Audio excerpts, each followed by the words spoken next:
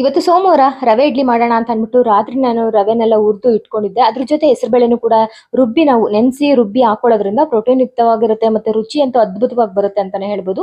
ಇದ್ರ ಜೊತೆ ಸ್ವಲ್ಪ ಮೊಸರೆಲ್ಲ ಹಾಕಿ ಮಾಡ್ಕೊಳ್ಬೇಕಾಗುತ್ತೆ. ಇದ್ರ ಜೊತೆಗೆ ನಾವು ಚಟ್ನಿ ಮಾಡ್ಕೋಬೇಕಾದ್ರೆ ಪುದೀನ ಕೊತ್ತಂಬರಿ ಸೊಪ್ಪು ಹಾಕಿ ಹುಣಸೆ ಹಣ್ಣು ಹಾಕದೇನೆ ಮಾಡ್ಕೊಂಡ್ರೆ ಈ ಇಡ್ಲಿಗೆ ತುಂಬಾನೇ ಚೆನ್ನಾಗಿರುತ್ತೆ. ನನ್ಗೇನು ಮಧ್ಯಾಹ್ನ ಹೊತ್ತು ನಿದ್ದೆ ಮಾಡೋ ಅಭ್ಯಾಸ ಇಲ್ಲ, ಹಂಗಾಗಿ ಏನಾದ್ರೂ ಕೆಲಸ ಚಿಕ್ಕ ಪುಟ್ಟದ್ ಮಾಡ್ತಾ ಇರ್ತೀನಿ. ಈ ಪಾಟನ್ನೆಲ್ಲ ನಾನು ಮೇಂಟೈನ್ ಮಾಡೋದಕ್ಕೆ ಆಗೋದಿಲ್ಲ ಅಂತ ಅಂದ್ಬಿಟ್ಟು ಎತ್ತಿಟ್ಬಿಟ್ಟಿದ್ದೆ. ಮತ್ತೆ ನೋಡಿದಾಗ ಸರಿ ಅಂತ ಅಂದ್ಬಿಟ್ಟು ಏನಾದ್ರೂ ಹಾಕೋಣ ಅಂತ ಅಂದ್ಬಿಟ್ಟು ಇಲ್ಲಿ ಮನೇಲೆ ಸಿಗುವಂತ ಕೊತ್ತಂಬರಿ ಬೀಜ ಇರ್ಬೋದು, ಮೆಂತ್ಯ ಇರ್ಬೋದು, ಇದನ್ನೆಲ್ಲ ಕೂಡ ಹಾಕೋಣ ಅಂತ ಅಂದ್ಬಿಟ್ಟು ಹಾಕ್ತಾ ಇದ್ದೀನಿ. ಸೋಮವಾರ ಹೊತ್ತು ಯೂಶಲಿ ಕೆಲಸ ಜಾಸ್ತಿ ಇರುತ್ತೆ. ಮನೆ ದೇವ್ರ ಸಾಮಾನೆಲ್ಲ ತೊಳ್ಕೊಬೇಕಲ್ವಾ, ಹಂಗಾಗಿ ಏನಾದ್ರೂ ಇವಾಗಂತೂ ಸ್ವಲ್ಪ ಕೋಲ್ಡ್ ಇರೋದ್ರಿಂದ ಎಲೆ ಏನು ಒಣಗಲ್ಲ, ಹಂಗಾಗಿ ಇವತ್ತೇನು ತೊಳಿಲಿಲ್ಲ ನಾನು.